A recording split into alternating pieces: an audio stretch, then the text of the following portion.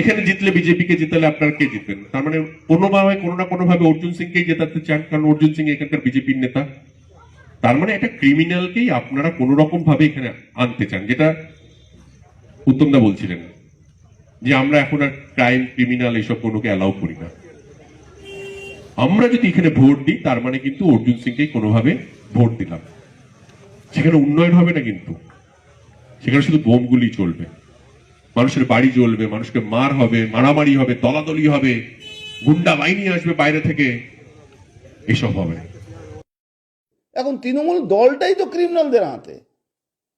আর রাজকর্দি ছেড়ে দিন, অত লুংড়ার লোক কি হতে পারে নাকি? বুলু ফিল্ম বানায়, তারপরে মিল বন্ধ আছে সেখানে মেলা চালাচ্ছে, ভাড়া খাটাচ্ছে, নিজের বই শুটিং করাচ্ছে। আর তৃণমূলে কিছু নেতাদেরকে ওই সাইড রোল বাই রোল ওই হেলো স্যার ওই ঘুষখোর পুলিশ অফিসার বানিয়ে ওর থেকে মাল নিচ্ছে।